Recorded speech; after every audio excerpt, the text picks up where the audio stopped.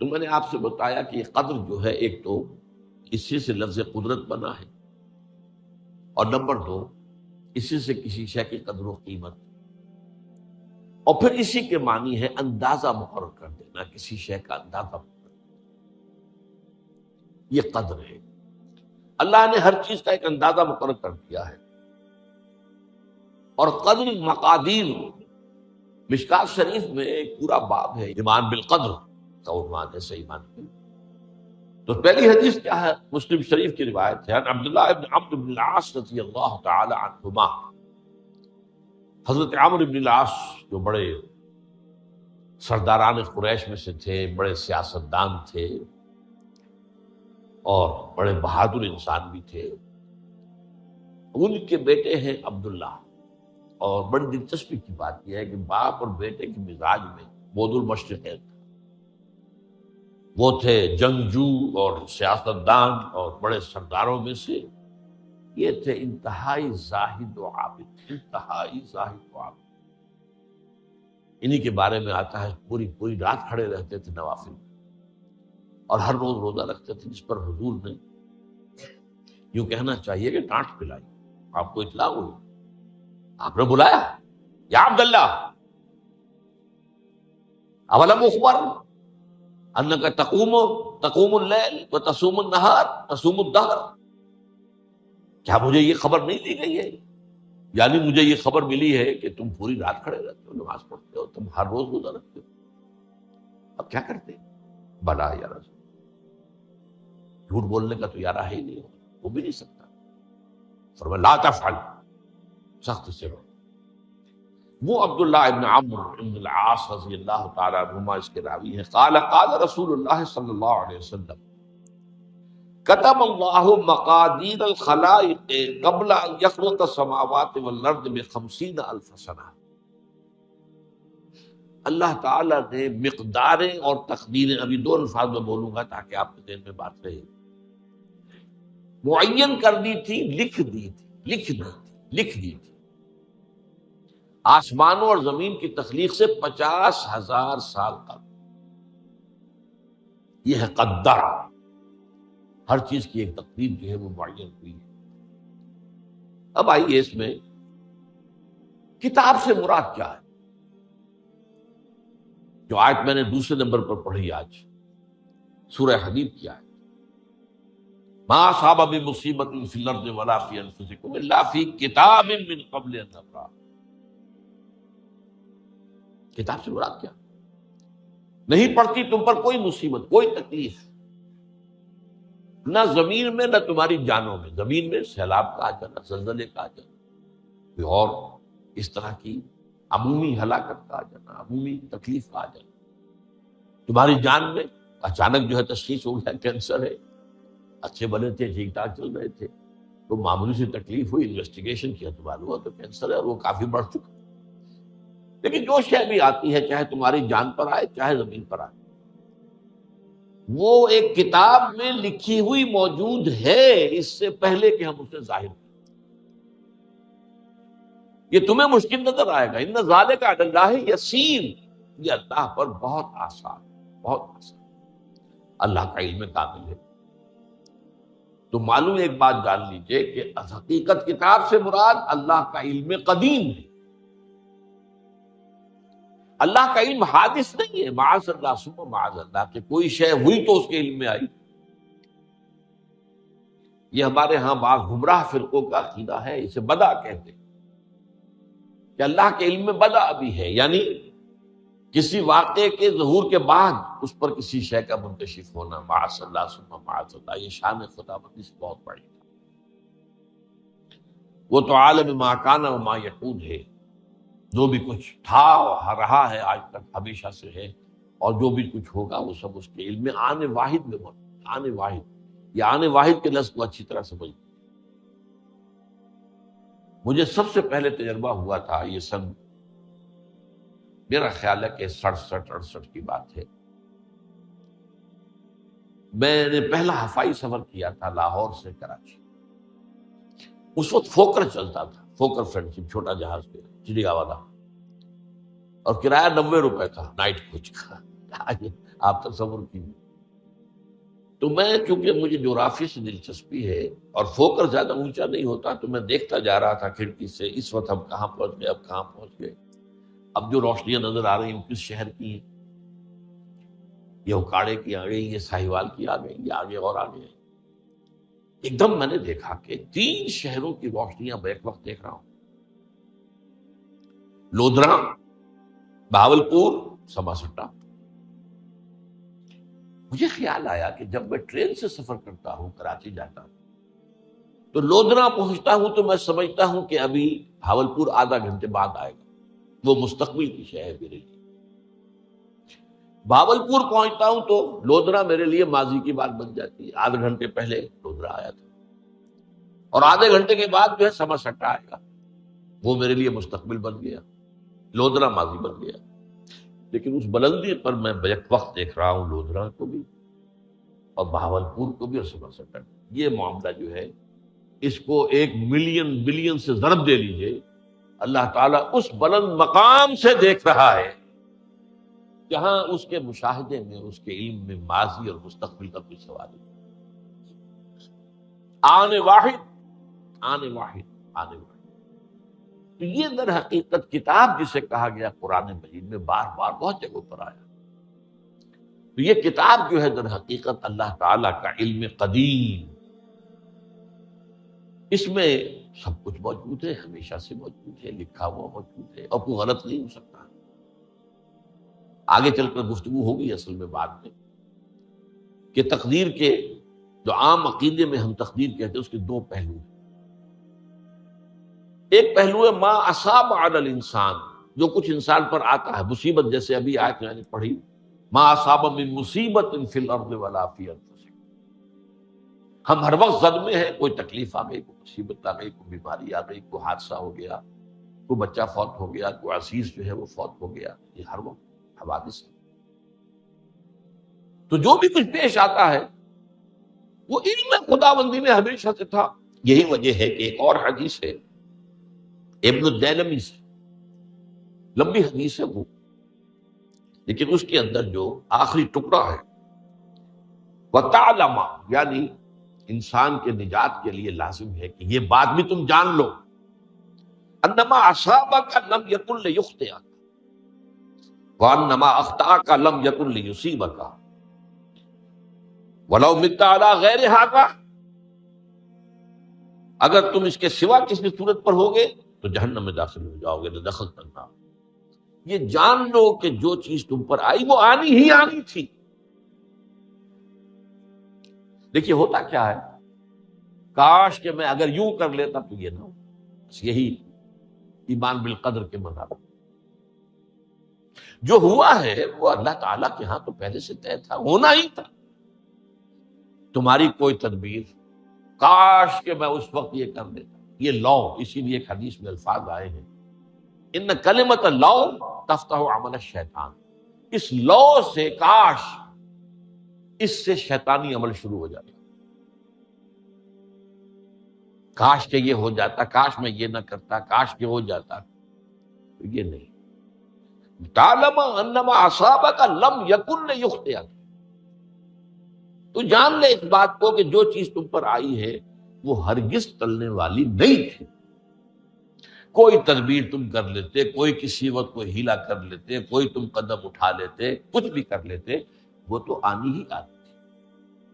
وما انما اخطاک، جو چیز تم سے چھوٹ گئی، رہ گئی، نہیں ملی.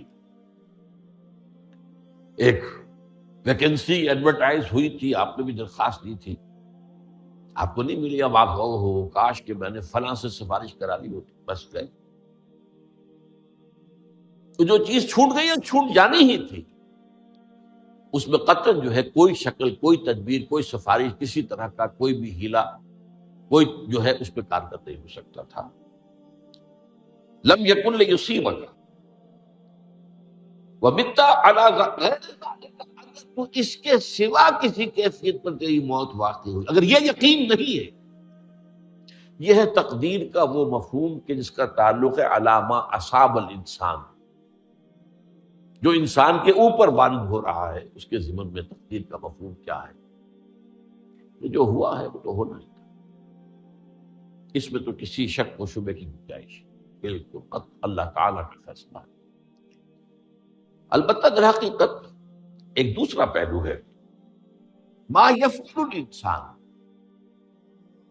وہ جو انسان کرتا ہے۔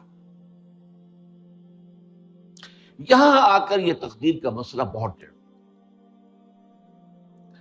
آیا میرے اندر کوئی اختیار بھی ہے کہ نہیں؟ Do I have any free choice؟ یا ہر چیز پہلے سے طے ہے؟ تقدیر کا ایک عام مفہوم یہ ہے، اور اس مفہوم میں بھی بعض روایات بھی ہیں جو اس کی تائید کرتی ہیں کہ ہر چیز پہلے سے طے لکھی ہوئی۔ اور یہ جو حدیث ہم نے ابھی پڑھی ہے، یہ گویا کہ اس کی ایک مثال ہے کہ وہ جو لکھ دیا گیا تھا، فرشتے نے لکھ دیا تھا، رحم مادر میں لکھ دیا تھا، شقی او سعید، یہ بدبخت ہے یا سعادت مند ہے۔ تو ایک شخص پوری عمر نیکی کے کام کرتا رہا، آخری وقت میں آ کر کوئی ایسا حادثہ پیش آ گیا کہ وہ اہل جہنم کے سے کام شروع کر دیا اور جہنمی ہو گئے۔ یا ایک شخص ساری عمر جو ہے جہنمیوں کے سے کام کرتا رہا، آخری وقت میں آ کر کوئی ایسی توفیق ملی، کچھ ایسا معاملہ ہو گیا، توبہ کر لی اور اس نے جو ہے اہل جنت کے سے اعمال شروع کر دیے۔ تو یہ جو ہے علامہ سابق کا علیحدہ بات ہے، اور علامہ یفعل الانسان، انسان کیا کرتا ہے، اس میں اس کی قدرت کی تشریح۔ اور یہ ہمارے ہاں فلسفے کا بڑا مشکل موضوع ہے، اس کا نام ہے جبر و قدر۔ ہمارے اسلاف میں بھی کچھ لوگ ایسے ہیں متکلمین میں سے، دیکھیے ہمارے ہاں ایک وہ لوگ ہیں کہ جو اس پر قناعت کرتے ہیں کہ جو اللہ نے کہہ دیا اور رسول نے کہہ دیا، اس سے آگے ہم مین میخ نہیں نکالیں گے، وہ محفوظ راستے پر۔ لیکن بہرحال انسان کو اللہ نے ایک عقل بھی دی ہے، اور یہ عقل سوالات اٹھاتی ہے، اور جو زیادہ ذہین انسان ہوتے ہیں ان کے اندر ان کی یہ مصیبت زیادہ ہوتی ہے، لہٰذا وہ تو سوچتے ہیں، کچھ نہ کچھ غور و فکر کرتے ہیں، بات سمجھنے کی کوشش کرتے ہیں۔ اس میں اب ہمارے یہاں دو طبقے ہو گئے، جبریہ قدریہ۔ ایک نقطہ نظر یہ ہے کہ انسان مجبور محض، کوئی اختیار نہیں، اور ایک یہ ہے کہ انسان قادر مطلق ہے، جو چاہتا ہے اپنے فیصلے میں مختار مطلق ہے، تو فیصلہ کرتا ہے۔ انہیں قدریہ کہتے ہیں۔ تو جبریہ اور قدریہ ان کی بحثیں ہمارے یہاں، یہ وہی تقدیر کا مسئلہ جو میں نے کہا تھا، بحثوں میں آ کر انہیں آج تک حل نہیں ہوا، حل ہو سکتا ہی نہیں۔ اب اس کے ضمن میں علامہ اقبال کا ایک شعر آپ کو سناتا ہوں، وہ بہت اچھا لگتا ہے، بہت خوبصورت لگتا ہے شعر ہونے کے اعتبار سے۔ تقدیر کے پابند جمادات و نباتات، مومن صرف اللہ کے احکام کا پابند۔ اس میں انسان سے پابندی کی نفی کر دی گئی ہے، وہ صرف پابند ہے اللہ کے احکام کا۔ نتیجے کے اعتبار سے تو جو یہ شعر کہہ رہا ہے، جو بات وہ صحیح ہے، پابندی اصل جو ہے وہ اللہ کے احکام کی، لیکن یہ کہ تقدیر کی پابندی سے انسان بھی پوری طرح آزاد نہیں ہے۔ یہ سمجھ لینا کہ یہ جمادات و نباتات ہی کا معاملہ، یہ غلط ہے، یہ مبالغہ ہے۔ ظاہر بات ہے کہ شاعر جو ہے، شاعر مبالغے سے بچ نہیں سکتا، چاہے وہ علامہ اقبال ہو، کوئی بھی ہو۔ تو اسی لیے سورہ شعراء کے اندر جو عام شعراء کی جو صفات بیان ہوئی ہیں وہ آپ کے ذہن میں آ گئی ہوگی۔ مبالغہ کرتے ہیں، فی کل واد یہیمون انہم یقولون ما لا یفعلون، وہ کہتے بھی وہ کچھ ہے جو کرتے نہیں ہیں، اور یہ بات تو علامہ اقبال پر بھی چسپاں ہوتی ہے۔ بہرحال یہ شعر ذرا پھر نوٹ کیجئے، تقدیر کے پابند جمادات و نباتات، مومن صرف اللہ کے احکام کا، اپنی بات صحیح نہیں۔ انسان بہت سے اعتبارات سے مجبور۔ سب سے پہلے جو ہے انسان کے اندر ایک تقدیر نوعی ہے، نوع انسان۔ چھوٹی سی چڑیا اڑتی پھرتی ہے، انسان نہیں اڑ سکتا، آپ نے ٹھیک ہے مشین ایجاد کر دی، جہاز ایجاد کر لیا، آپ دوڑ رہے ہیں 500 آدمی اور سینکڑوں من سامان لے کر جو ہے وہ جا رہا ہے، 747 ہو یا 757 ہو، یہ کر لیا ٹھیک ہے، خود نہیں اڑ سکتے، اب کیا کریں گے آپ؟ یہ تقدیر نوعی ہے، اسپیشیز، ہر اسپیشیز کے لیے اللہ نے ایک اندازہ مقرر کر دیا ہے، اس اندازے ہی میں رہے گا، اس سے باہر نہیں جا سکتا۔ پھر ایک تقدیر شخصی ہے۔ اب دیکھیے تقدیر شخصی کیا ہے؟ بعض اوصاف و صفات ہمیں وراثتاً ملتے ہیں، we have no choice۔ پہلے بھی یہ بات مانی جاتی تھی، آج جو ہے ذرا سائنٹیفک انداز میں ہم کہتے ہیں جینز میں چلا آ رہا ہے، اس جینز کو کوئی بدل سکتا ہے؟ جو جینز بھی آپ کو ملے اپنے والدین کی طرف سے، وہ آپ کی شخصیت کا ظاہر بات ہے کہ فیصلہ کن طرز پر اس پر ڈال دیتے، جینز ہے، پابندی ہے۔ نمبر دو یہ کہ خاص طور پر جو گھر کا ابتدائی ماحول ہوتا، ماں کی گود اور ابتدائی گہوارہ گھر کا، اس کے جو اثرات مرتسم ہو جاتے ہیں شخصیت کے اوپر، وہ بھی بڑے مستقل پختہ ہو۔ ان دونوں چیزوں کو ضرب دے لیجیے، hereditary factors multiplied by environmental factors, اس سے مل کر ایک شے تیار ہوتی ہے جس کو قرآن کہتا ہے شاکلہ۔ قل کل یعمل علی شاکلتہ فربکم اعلم بمن هو اہدی سبیلا، سورہ بنی اسرائیل۔ شاکلہ کسے کہتے ہیں؟ شکل دینے والی شے۔ آپ کو لوہا ڈھالنا ہے، کوئی خاص پرزہ بنانا ہے، اس کا پہلے سانچہ بناتے ہیں، لوہے کو پگھلا کے اس میں ڈالیں گے تو جیسا سانچہ ہوگا ویسا ہی لوہا جو ہے وہ شکل اختیار کرے، اسے شاکلہ کہتے ہیں۔ یہ شاکلہ جو ہے ہر انسان کا، اس سے باہر انسان نہیں جا سکتا، اس کے اندر اندر سٹرگل ہوگی، اس کے اندر اندر اس کی جد و جہد ہوگی، لیکن اس کا یہ مطلب نہیں ہے کہ اس کا کوئی فری چوائس ہے، لیکن وہ فری چوائس انہی حدود کے اندر کام کرے گا، اس سے باہر۔ اس بات کو مختلف احادیث میں حضور نے بہت خوبصورتی سے بیان کیا۔ ایک حدیث بڑی اہم ہے، بڑی حد، الناس کالمعادن، انسانوں کی مثال بھی معدنیات کی سی ہے۔ اب سونے کی معدنیات میں سے سونے کی جو اور ہے، اب پتہ نہیں اردو میں مجھے معلوم نہیں اور کا ترجمہ کیا کرتے ہیں عام طور پر، لیکن جانتے ہیں اور وہ کچی دھات جس سے کو صاف کر دیتے ہیں تو پھر وہ دھات جو ہے خالص شکل میں سامنے آ جاتی ہے۔ سونے کی اور سے سونا بنے گا، چاندی کی اور سے چاندی بنے گی، سونا تو نہیں بن سکتا، جتنا چاہے صاف کر لیں، وہ اور تو مستقل۔ الناس کالمعادن خیارکم فی الجاہلیت خیارکم فی الاسلام، جو تم میں جاہلیت کے دور میں، پری اسلامک دور میں جو بہترین تھے، وہی اسلام میں آ کر بہترین ہوئے۔ وہ اور سونے کی تھی، وہ صاف ہو گئی ہے، اور سونا جو ہے وہ نکھر کر خالص سونا بن کر آ گیا ہے، اسلام نے صاف کر دیا۔ وہ چاندی کی اور تھی، اسلام نے اس کو صاف کر دیا ہے، وہ نکھر کر چمکتا ہوا جو ہے وہ چاندی بن گئی۔ لیکن یہ کہ اذا فقہوا، البتہ پھر اس میں ایک اضافہ کیا حضور نے، جبکہ ان کے اندر دین کا فہم داخل ہوتا ہے، تو یہ کہ جو بہترین پہلے تھے وہی بہترین اب ہوں گے۔ اسلام لانے سے پہلے بھی بہترین ابو بکر تھے، اسلام لانے کے بعد بھی بہترین ابو بکر۔ حضور پر وحی سے پہلے بھی بہترین خاتون خدیجۃ الکبریٰ تھی، ایمان لانے کے بعد بھی بہترین خاتون خدیجۃ الکبریٰ۔ اور دوسری حدیث سنیے، عن ابی الدرداء رضی اللہ تعالی عنہ قال بینما نحن عند رسول اللہ صلی اللہ علیہ وسلم، اسی حال میں کہ ہم ایک روز